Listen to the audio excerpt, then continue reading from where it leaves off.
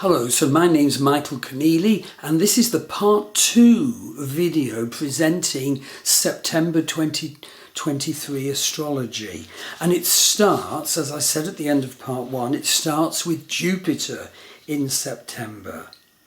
Now Jupiter starts September 23 at 21 degrees Aries in Bharani Nakshatra.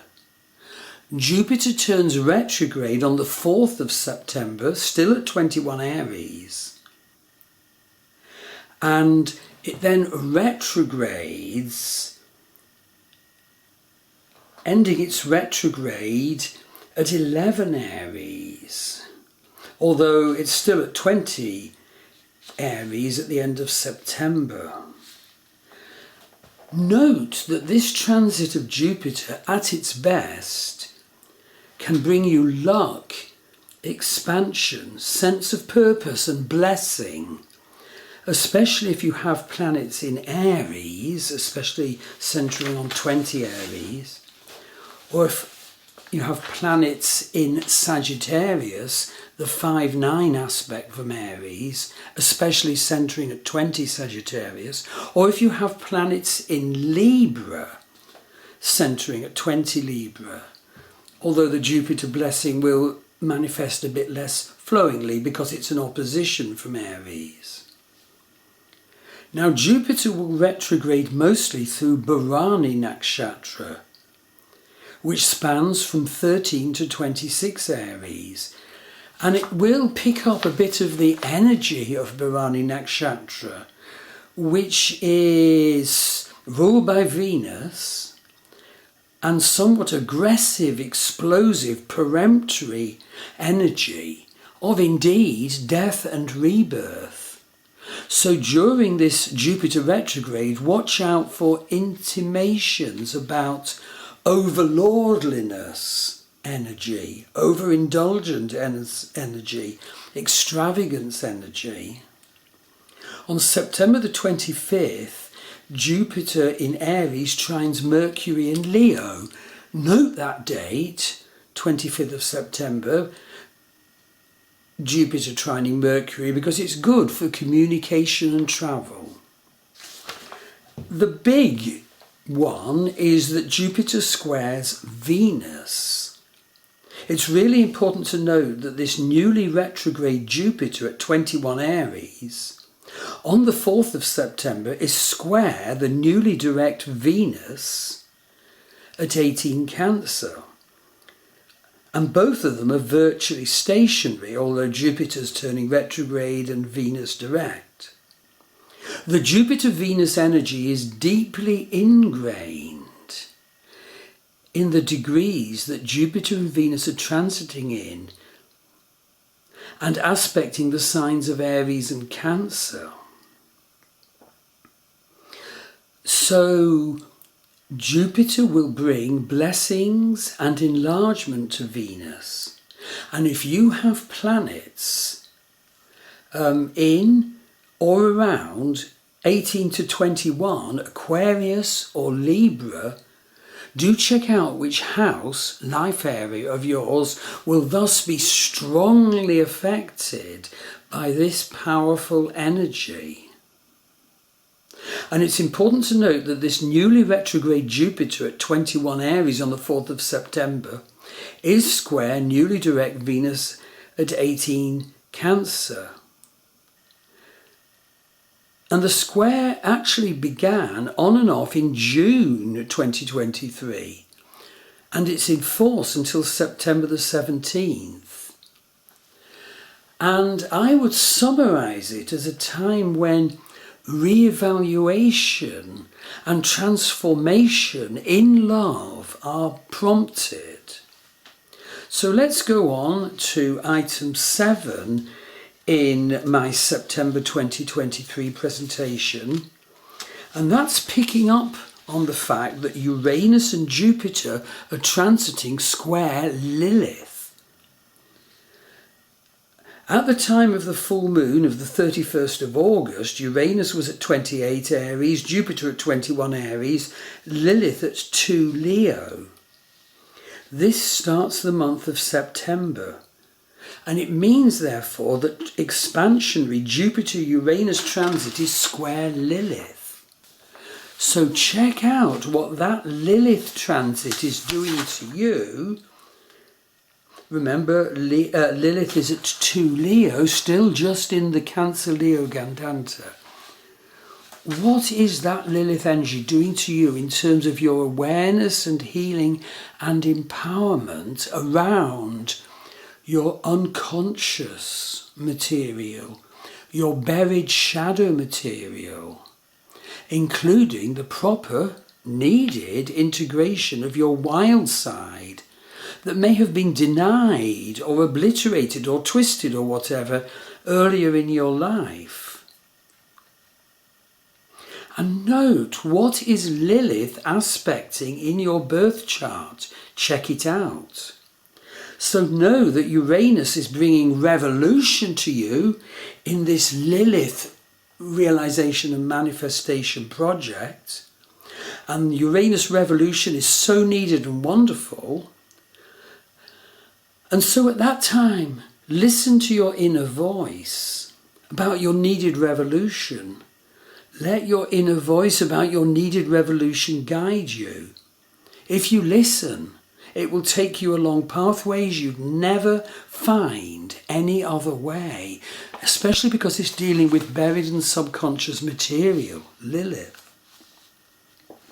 And of course, trust that Jupiter is bringing enlargement and blessing and sense of purpose to you in this crucial process that is so wonderful and so needed. Okay, point number 8 in my September 2023 presentation is Saturn. And this topic is huge, so see the separate video all about Saturn in September 2023. And note that Saturn's retrograde. Saturn starts September retrograde at 9 Aquarius in Shatabhishak Nakshatra. Saturn actually turned retrograde back in the 17th of June. And Saturn won't turn direct until the 4th of November. And then when he turns direct, it'll be at 6 Aquarius. And so when Saturn is retrograde, we have to obey his imperatives to complete business that is left unfinished, etc., etc. And so see my entirely separate video because it's such a big topic. It's actually like a death and rebirth, this Saturn retrograde. So let's go to the next topic in the September presentation, which is Uranus. Now Uranus actually stays at 28 Aries all month. That's in Kritika Nakshatra. Although Uranus is very, very slowly retrograde all month. This is an ingrained time for revolution. So get clear where you need to bring revolution in your sense of self, in your behaviour, in your life. And how. This is a time to be open to insights, especially revolutionary insights.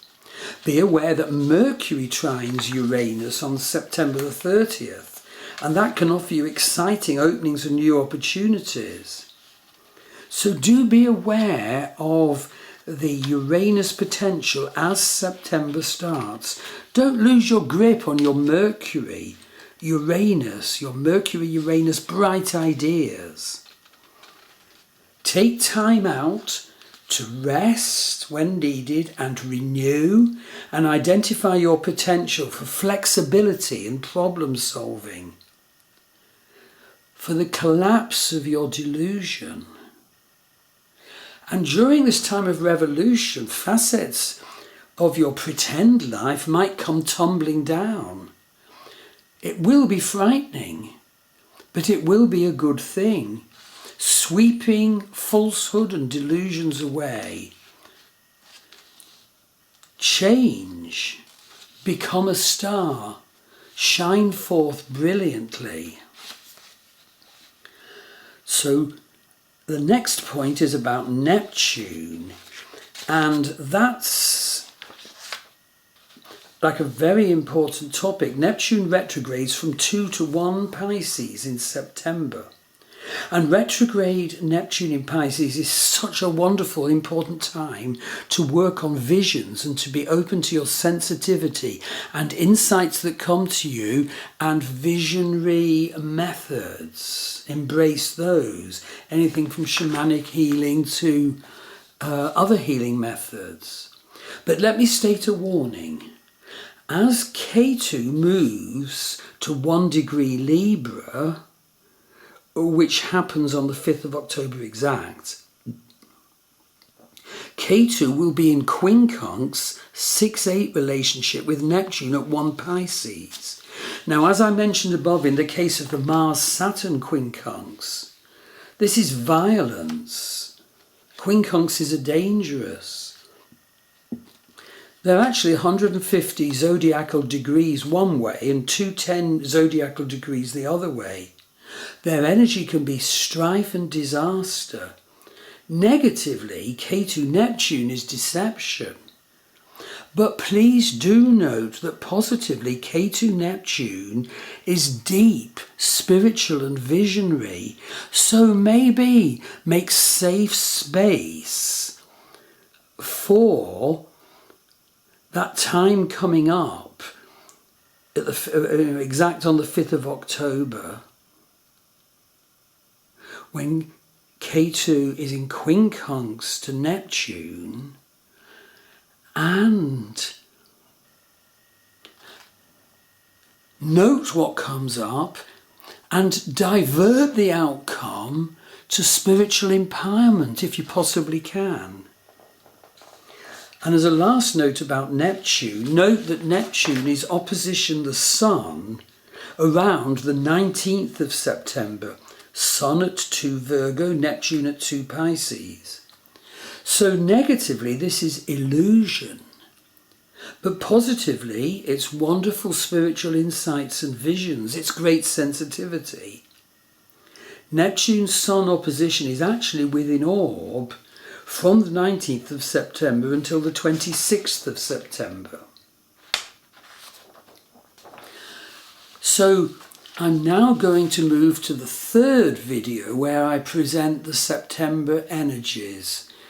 They're so big, I wanted to keep the videos relatively brief and accessible, so you could go 1, 2 and now 3. So please now go to video 3 for September, which starts with Pluto squares the Nodal Axis. Thank you.